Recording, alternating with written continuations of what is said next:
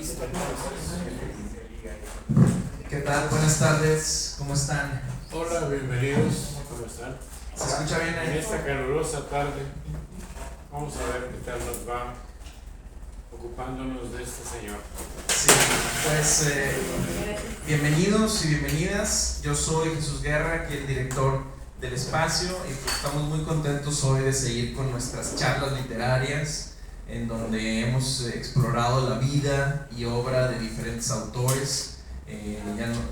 Platicamos de José Emilio Pacheco, Así es. de Thomas Mann, de Franz Kafka, y recientemente Gabriel García Márquez. y también de José. Sí. Y hoy, siempre acompañados del maestro Nazario Sepúlveda. Bienvenido, Nazario. Gracias. Es que cuando se habla de alguien que ya tiene la fama establecida y que no la pierde, porque existen autores que pasan al olvido a veces, y claro que luego vuelven a la fama, pero están algunos que, no, de que ya que quedaron establecidos, jamás dejan de ser ellos. Sí. Y este señor, salvo una etapa muy trágica que tuvo en su vida como persona y como artista creador, es alguien que desde que se hizo ¿cómo se diría? El rescate de su persona y de su obra, fue cuando ya se estableció que se había cometido una terrible injusticia con él. Sí. Y desde entonces es siempre leído, y hasta ahora nunca he visto una crítica que lo haya ofendido o que se haya burlado de él. Y me estoy refiriendo a su obra literaria, no a su vida. Entonces, Oscar Wilde, que era un irlandés católico, que solo vivió 46 años, murió demasiado joven y no alcanzó a vivir el siglo XX, acaso unos 10. Dicen que los mejores autores ingleses son irlandeses. Puede ser que sí. Así es. Y este señor, es Oscar Wilde, tiene una obra extensa, pero que sin embargo se cubre toda en un volumen y se ocupó de todos los géneros. Primero fue poeta, poeta clásico, siguiendo las corrientes que había en Europa en ese entonces. Estamos hablando de la segunda mitad del siglo XIX. Es poeta y su inglés es naturalmente muy bello, muy rico, muy elegante sobre todo.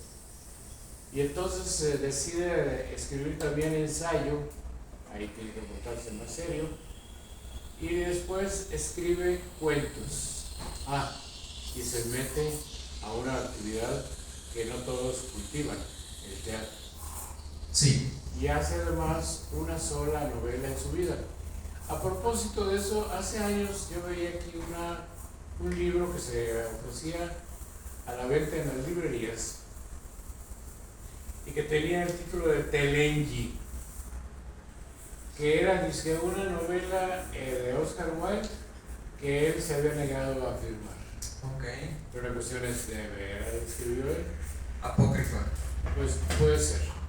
Y era una novela de carácter escandaloso. Así que si es semiporno o porno entera, yo no sé.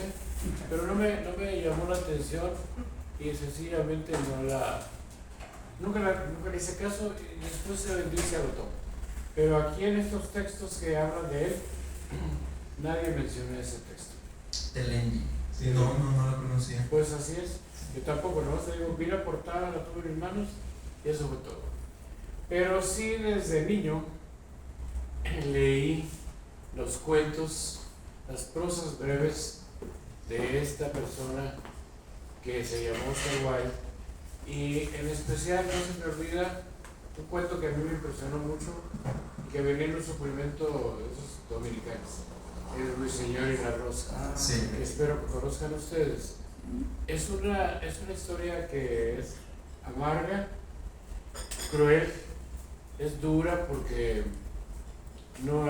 a los personajes no son precisamente heroicos, y además el relato es una fábula, y en las fábulas los animales y las vegetales pueden tener vida, No sé si lo conozcan todos ustedes, El Ruiseñor y la Rosa. Claro, sí.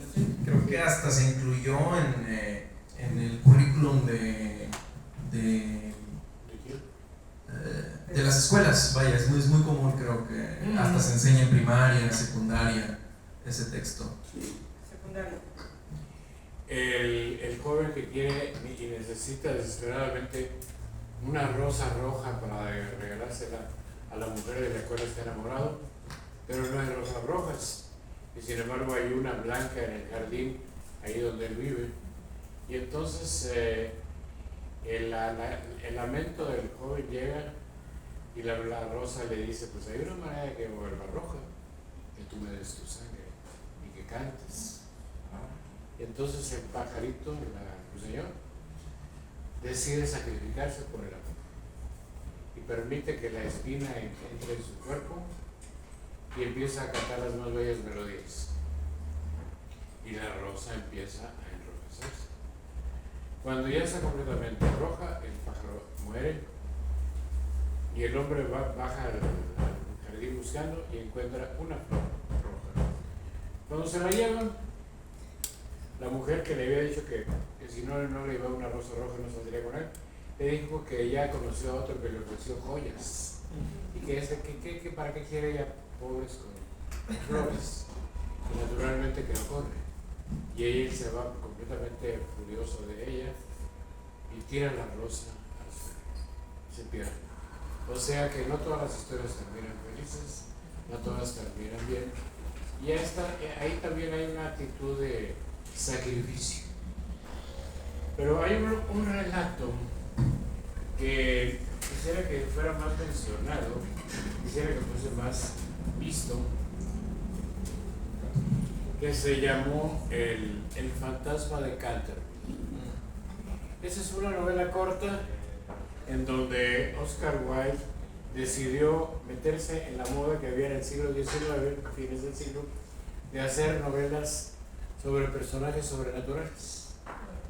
Esta era la de Drácula y de otros vampiros. Estaba también volviéndose muy popular una novela escrita mucho tiempo antes, pero que era considerada dentro del género, Frankenstein. Sí. Pero entonces Oscar Wilde dice, ahora yo intervengo, y entonces decide hacer una novela corta, cómica. De terror, pues no hay. Y se trata de una casa con su fantasma, en donde llega una familia a ocuparla y vivir ahí, pero atención, no son ingleses, son norteamericanos. Y los estadounidenses habían sido conocidos por Wilde cuando viajó a los Estados Unidos en plena época de gloria. Y sucede que describe a la familia típicamente norteamericana, preocupada por los bienes de consumo, por las marcas, por la felicidad programada, y tiene una pareja de niños que son los hijos. Y entonces ocurre lo siguiente: el fantasma que durante mucho tiempo ha aterrorizado a sus habitantes, apareciéndoseles en ciertos momentos, de repente empieza a sufrir sobresaltos y los niños lo asustan. ¿Sí? Entonces la novela de terror aquí está completamente ausente.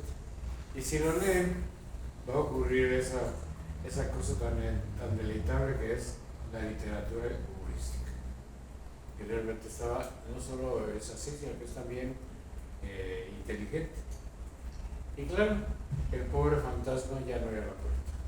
Esos niños son terribles y ya no había qué hacer porque él no estaba preparado para que le asustara su muerte. Ya no sabía con su fantasma. Entonces ya no lo dejan sufrir en paz o morir en paz, vamos a decirlo así. Y ese relato, cuando yo lo leí por primera vez, reí bastante y descubrí que Oscar Wilde merecía más fama de la que tenía, porque no solo era también sumamente romántico y trágico, sino también cómico. Sí, mucha de la literatura de Wilde tiene ese humor irónico, ¿no? Que presenta también a sus personajes con ese mismo humor, sí, y esa rapidez. Hay mucha ironía. Sí. Es que en la época que describe Oscar Wilde en sus relatos es realmente muy breve, porque digamos que de 1860 o 70 hasta principios de la década de 1890 es cuando escribe su obra. Sí, la época victoriana. Sí, Y retrata mucho a esa sociedad a la que él perteneció, aristocrática de Inglaterra. es que él era rico por su fama, ya que él era bastante elegante. Cuando le preguntaban que por qué traía siempre, cuando salía a la calle, por qué traía un clavel verde, y decía, porque me gusta dar lecciones a la naturaleza. Y también tuvo esa frase que tanto me gusta: uno debe de ser o usar una obra de arte, por lo menos una vez al día. ¿Qué les parece? Entonces él, naturalmente, que era muy estimado y temido por su ingenio. Se volvía atractivo en las fiestas de la aristocracia. Era muy elegante y era lo que se llama un dandy. Sí. Y el que lo vino elogiando mucho por eso, y que se supone que no era, pues bueno, él era también aristócrata a su manera. Sí. Es un señor que se llamaba Borges. Y Borges declara que cuando se ponía a leer una obra de Wilde, sencillamente la comenzaba y la acababa rápidamente por lo bien escrita que estaba y por lo sencillo del inglés, que a la vez era muy elegante y refinado, pero no estaba porque ¿qué está diciendo aquí que no lo entiendo? Todo en él era bastante comprensible. Y sobre todo, hay una obra de teatro que fue una obra suya de él que tuvo una diferencia muy básica frente a todo lo demás que escribió en su vida. Hizo una transcripción de una tragedia de la Biblia y la hizo, no sé por qué razón, sí sé la razón. La censura en Inglaterra era muy hipócrita y muy puritana y prohibió muchas cosas. Sí. Entonces él escribe esta obra basada en la mujer que bailó a cambio de la cabeza de San Juan Bautista, Salomé. Y la escribe en francés, porque sabía que en Inglaterra no la iban a permitir, cosa que se ocurrió. Y una persona muy cercana a Wilde la tradujo al inglés, pero más que representada, era leída. Y no sé si conocen la obra, es de una mujer que escucha la voz de San Juan Bautista, que está prisionero por el padrastro de ella, que es el rey Herodes, y esta se apasiona con él al oírle su voz, y cuando quiere conocerlo, siente un fuerte deseo por él. Pero claro, San Juan Bautista es un santo, y la rechaza, y la hace a un lado. Entonces esta dice que ante el rey Herodes, que bailará una danza muy bella, siempre que le den como premio la cabeza del Bautista. Lo decapita. Pero al decapitarlo, Herodes comprende que se volvió también el cómplice de un crimen y ordena que maten a Salomé. Según la Biblia, parece que está ahí, no se especifica qué pasó con ella, pero de que sí fue la causante de la muerte de San Juan. Y entonces esta obra permanece como lectura, más no como representativa, hasta que un músico alemán, llamado Richard Strauss, escribe la ópera, que también se vuelve un escándalo cuando se presenta y cuando ella al final le da el beso a la cabeza decapitada de él. ¿Se lleva a la escena? Sí, se lleva a la escena. Ya después se transmitió en teatro. Sí. Ya la cosa se suavizó, pero es una obra medio especial. En realidad es una obra para conocedores, para minorías, sobre todo aquí cuando se ha presentado. Y en cambio, Oscar Wilde tiene una de las comedias más representadas y siempre exitosas, que tiene un título doble, porque cuando la escribe se llama The Importance of Being Earnest. Pero earnest es aquí una palabra existe el nombre de persona Ernesto, Sí. pero si dice earnest es una palabra en un adjetivo inglés que significa formal, educado, el caballero. Sí. Y claro que entonces la obra significa el título la importancia de ser formal y la importancia de llamarse Ernesto.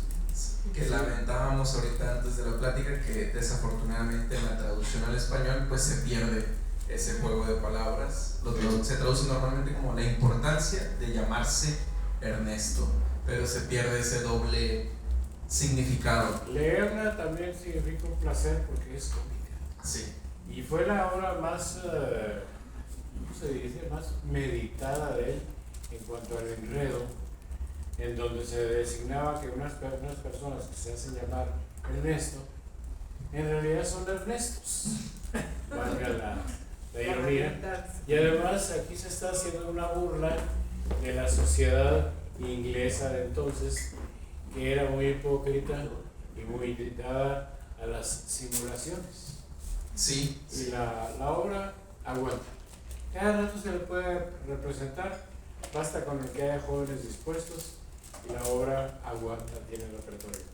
Pero tiene otra obra que se llama El abanico de Lady Windermere, que le da mucha fama de inmediato y ahí no había nada cómico. Ahí lo que había era la situación de una joven que está a punto de arruinar su vida, pensando que su marido no la quiere, porque anda con una dama ya mayor y de dudosa reputación llamada Lady Windermere. Y entonces ella está a punto de engañar a su marido y entregarse a otro, cuando la señora Windermere interviene diciendo que se equivocó en el plan que traía, porque ella es la madre de Lady Windermere y que la abandonó siendo niña. Y entonces, al ver que la hija va a hacer lo mismo que ella hizo hace años, logra salvar el matrimonio y logra salvar la felicidad de Lady Windermere. Y por lo tanto es una crítica social. Y cuando se hizo, la gente se dio cuenta también que, ¿cómo se dice?, ideológica y verbalmente hablando, era una obra maestra. Sí, hasta en México se filmó, por eso se dio todo, en los años 40. Que es un hilo que atraviesa gran parte de su obra, la crítica social, pero de una forma muy punzante, pero muy cómica, muy humorística, en donde retrata las hipocresías de justamente ladies y lords, Sí. la aristocracia. Casi todos sus personajes pertenecen a esos círculos sociales y a los que el propio Wilde perteneció. Ahora, Wilde, cuando publica en su vida, tiene un éxito, es leído, No. ¿cómo se recibe su obra? ¿Es censurado? No, sus obras de teatro nunca son censuradas, bueno, salvo Salomé.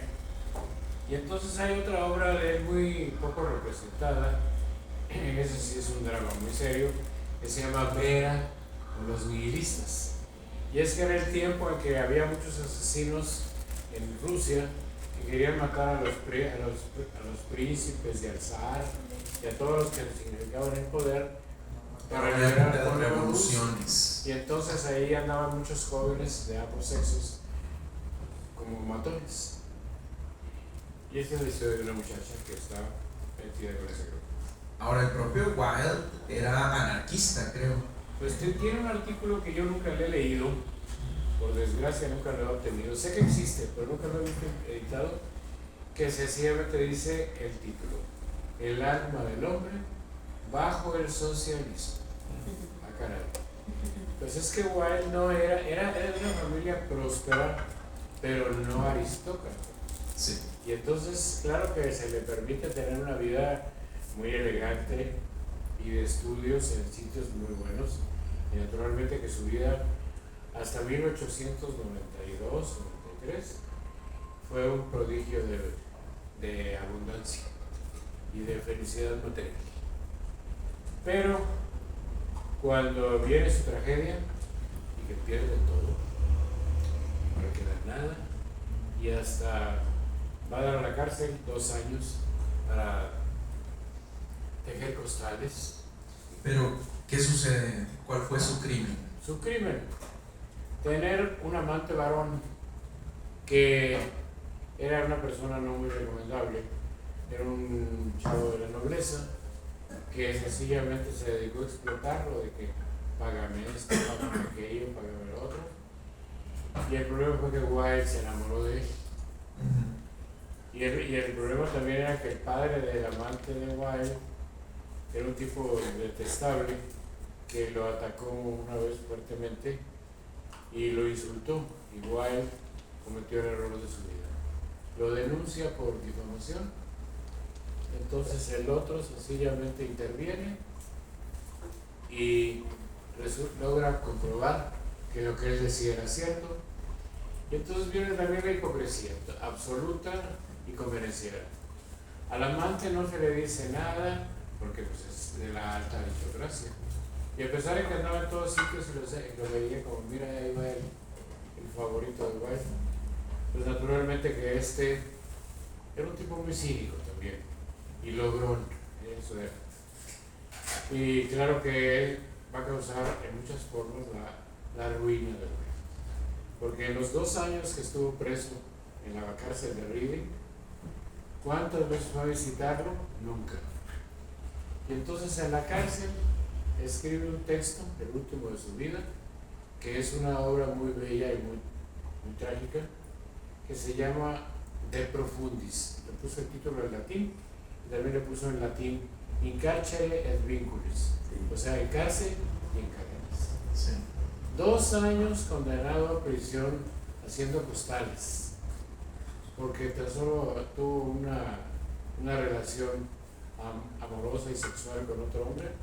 Y también hubo una redada de muchas gentes que empezó la persecución Así es. homofóbica en Inglaterra, pero Wilde fue el que la pagó más caro, porque él de la noche a la mañana pierde la esposa, pierde los hijos, la esposa les cambia los apellidos para que no los insultaran luego, y pierde los derechos de representación. Los libros de él se prohíben, se dejan de editar, las obras de teatro se dejan de presentar en escena, y Wilde acaba en la tragedia de la soledad, la pobreza y la miseria sentida en forma total. Así es, era una época en donde todavía, bueno, la Inglaterra victoriana fue justo cuando surgen muchas de estas normas y fobias o...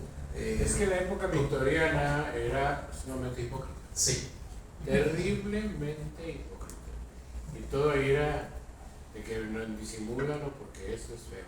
Así es. Y cállate por esto y cállate por lo otro. De hecho, pues también siguen esas leyes en Inglaterra hasta los 50s. No, más hasta los 80s. No, en realidad fue el país que más se tardó en Europa Occidental.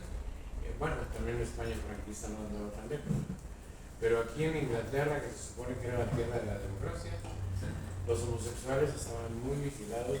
En los 40s, al genio padre de la computación, Alan Turing, Sí. que logra quebrar el código de los nazis para darle la victoria a Inglaterra. En los 40s todavía era perseguido y va a la cárcel, bueno, y se le obliga a una castración química, ¿no? Tomar pastillas Sí, para... hasta que muere. Sí. O sea que lo destruye. Hasta ahora creo que ya se ha disculpado el gobierno, Sí, pero fueron ya muchos después de años. los garras. Y en el caso de Oscar Wilde se le manda a 2 años a un lugar llamado Reading, y ahí pasará 2 años haciendo costales, él, que era todo caballero, Sí. y pierde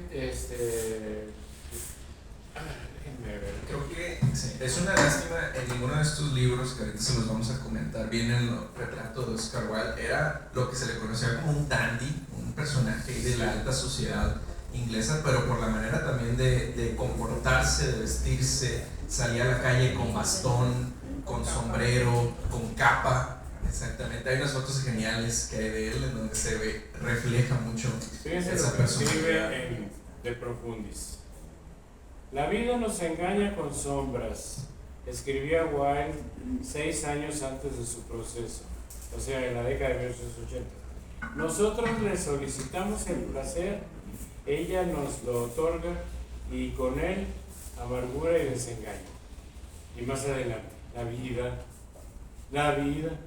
no vamos hacia ella para tener éxito o intentarlo. Se ve limitada por las circunstancias, por una incoherente elocuencia y sin adecuación de la forma al espíritu. Lo vende todo demasiado caro y compramos sus más mezquinos secretos a un precio monstruoso e infinito. Y luego se pregunta la persona que está escribiendo esta nota, que es un autor francés, ¿cuál es en todo caso ese secreto tan mezquino que Wilde, prevenido no obstante como estaba, debió comprar a un precio tan monstruoso?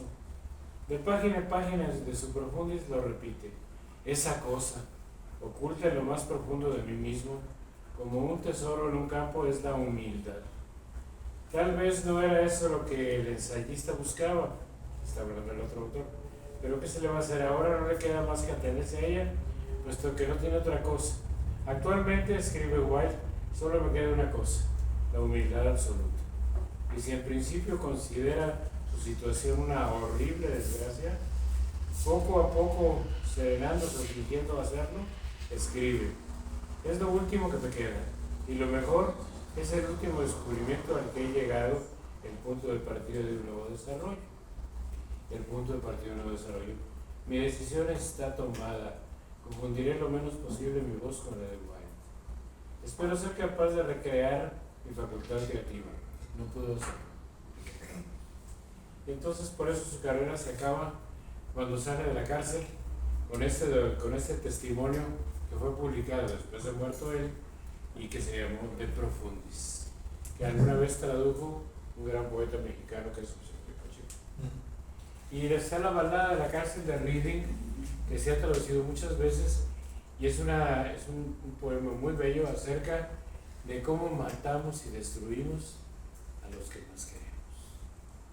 Entonces que su obra al final toma un tinte serio y dramático, y por lo tanto en su obra pueden verse muchos estados de ánimo, todos auténticos, y sobre todo con una gran carrera literaria.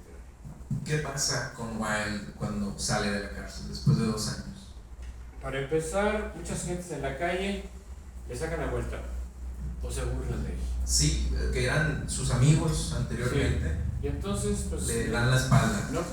Ya no tiene casa porque esa se perdió con el juicio. La ex esposa vive lejos y tiene a los niños también lejos. Perdón.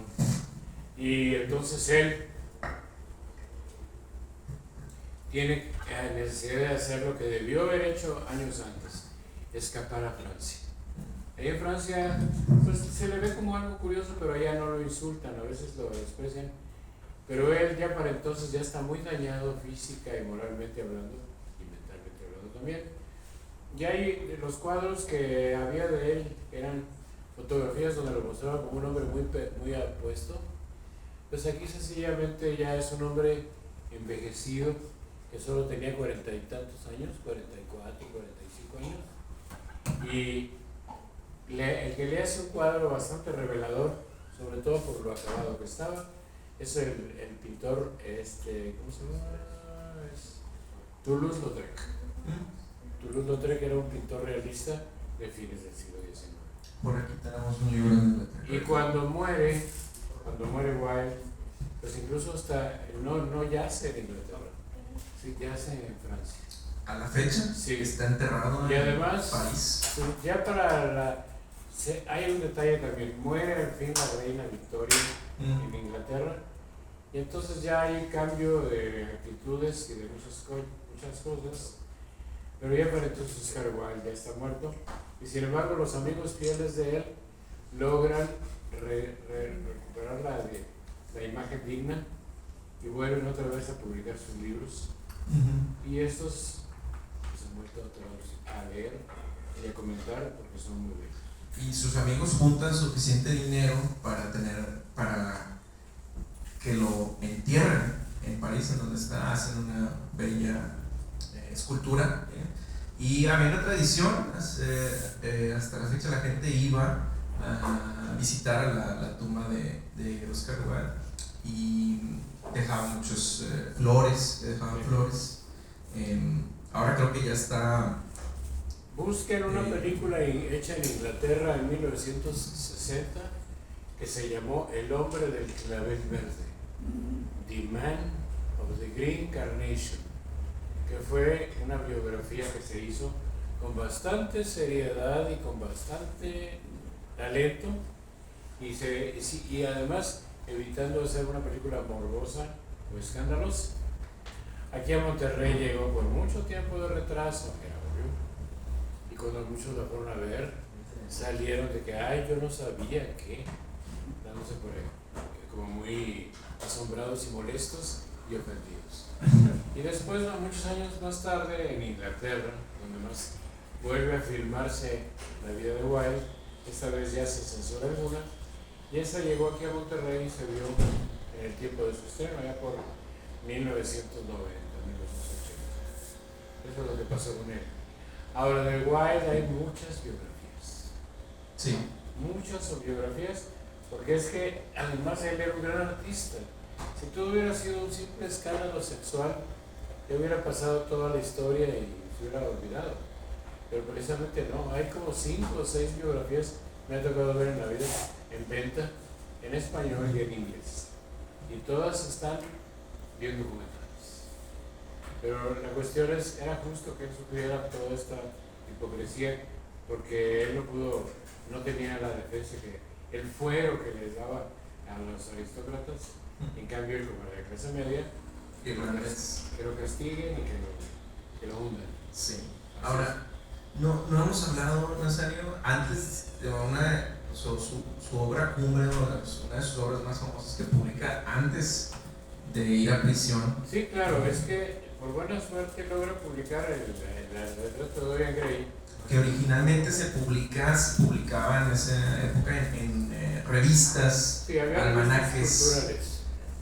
Y además le toca el retrato de Dorian Gray, una novela gótica del hombre que hace prácticamente un pacto con el diablo de que haya un cuadro de él que no le muestra a nadie, pero que el cuadro va mostrando toda su vejez y todos los daños de todos los delitos que comete, mientras que él sigue joven, bello y perfecto.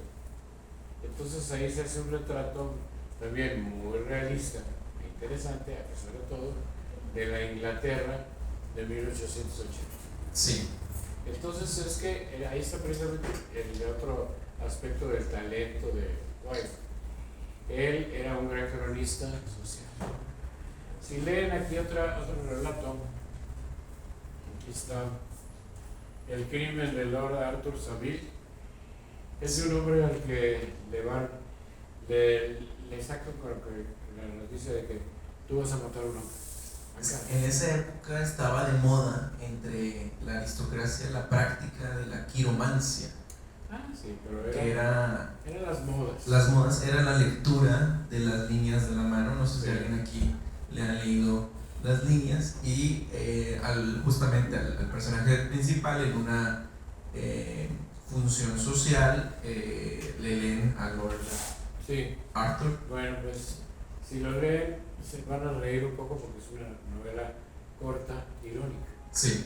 Y por lo menos muestra aquí el sentido del humor, pero sin embargo se da el lujo de dejar libre a un asesino. Sí, es muy corta, se la pueden en una tarde pueden leer esa. Sí. Esto. Y aquí aquí estamos, se puede conseguir este volumen, La importancia de llamarse Ernesto y El abanico de Lady Windermere. Como les dije, la importancia de llamarse Ernesto, basta con que le agarre un grupo de estudiantes y no le va tan mal. Pero se necesita talento por todas las elegancias y ironías que hay. ¿Hay alguna buena adaptación, Nazario, de sus obras al cine? Sí, se hizo en los años 40 una versión muy elegante y muy lograda de El retrato de Dorian Gray, y así se llama, The Portrait of Dorian Gray. Eso se puede hallar tal vez ahí en los canales culturales. Se hizo en los 40s. Inglesa. No, norteamericana. Norteamericana. Estaba saliendo de la guerra. Después se hizo una versión de Dorian Gray en los años 70 que era inaceptable por completo. Un churrazo espantoso. Así, no, pero es malo como pocos malos. Y se han filmado otros relatos de Wilde, pero sobre todo él inspiró después a muchos escritores. Sí. Y entonces, por eso muchos cuando hablan de Oscar Wilde, pues sí, ya saben cuál fue el escándalo de su vida, pero también dicen era un gran autor, era un gran estilista y era un gran poeta. Sí. Entonces, por lo tanto, pues no es por eso siguen publicándose. Sí. Aquí cuando nos leemos estos ejemplares, incluso a pesar de que este libro tiene nomás el inconveniente que no trae índice, pues trae la mayor parte de los relatos. Pero estos son muy bellos, sobre todo El príncipe feliz, Sí. y El gigante egoísta. Tiene cuentos también que... algunos de los cuentos los hizo para entretener a sus propios hijos, que eran niños. Entonces, por lo tanto, era una literatura pues para los suyos, que los que tanto amamos. Entonces, él, con la tragedia, logró salir vivo y muere recuperada su dignidad. Y sus libros después, como les dije, volvieron a publicarse. Un hijo de Wilde logró sobrevivir hasta muy avanzado el siglo XX, pero nadie sabía que era hijo de él porque tenía ahora un apellido de Holland.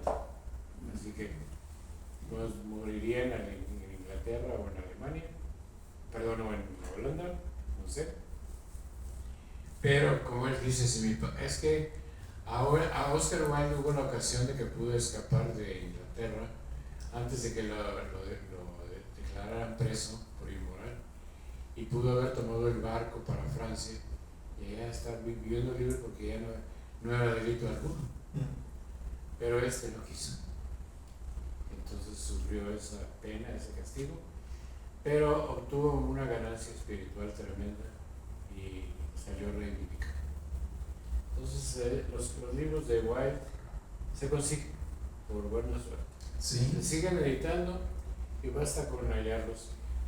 También si saben inglés, pues se puede pedir ahí el volumen que tiene casi toda la obra completa de él, las poesías, los cuentos, la novela y el teatro. Y aparte también habría que buscar los libros de las cartas de él, porque también era un gran epistolario. Entonces él, por lo tanto, deja una obra que es más actual que nunca. A pesar de que está limitada a la época del final del periodo de la reina Victoria en Inglaterra, es el tiempo de la belleza de su obra. Está entero. Nadie lo puede quitar, ni lo puede disminuir, ni tampoco decir no lean esto. Es lo que hay que decirles. Sí. Y en su obra, para quien no la conoce y ojalá se den la oportunidad de adentrarse en ella, sobrevive mucho, a pesar de que lidia con temas profundos, su humor y su ingenio. De hecho, es famoso por muchas de sus frases, porque en la época, en los eventos sociales, había que uno podía ser crítico, pero de una manera muy sutil, con una bofetada hay una palabra de guante blanco. En inglés que se llama wit. Sí. Wit quiere decir ingenio. Y cuando una persona lo tiene y lo aprovecha, su éxito es muy estimado. Y era famoso por ser rápido y punzante. Algunas de las frases sobreviven en sus libros, donde dice, por decir, lo único peor de que hablen de uno es que no hablen de uno. Sí, y también hay que ver que este señor se permitió burlarse. Sí. De alguien que era muy respetado en Inglaterra.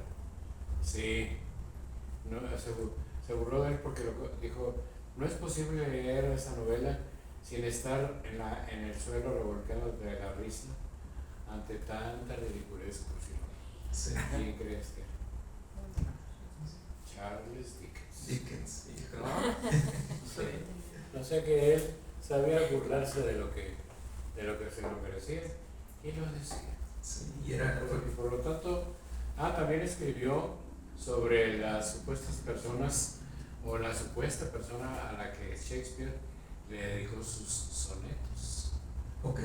No, si tiene una obra muy extensa y si la leen en inglés, pues métanse con él porque ese idioma en él es muy bello, muy perfecto y siempre es comprensible. Como dijo Borges, te pones a leer una obra de Wilde y la acabas porque sencillamente está tan bien escrita y que la entiendes todo y la disfrutas sin duda. Sí, y que muchas veces desafortunadamente se pierde, como platicábamos en la traducción, ese humor. Otra, me acuerdo ahorita famosa, decía, todo en el mundo realmente trata acerca del sexo, excepto el sexo, que es acerca del poder. Es cierto. Y este hombre, por lo tanto, que fue un crítico y cronista de su tiempo, merece seguir siendo homenajeado con la lectura de todos, sobre todo de las nuevas generaciones. Aquí hay muchas personas que ven. Sí, y pues para quien lo quiera conocer, tenemos varios libros, ahorita los mostramos, disponibles, compilaciones de sus cuentos para que conozcan esa parte de su obra. Pero bueno, pues muchas gracias por habernos acompañado hoy, muchas gracias Nazario. Por nada, ya sabes. Y gracias.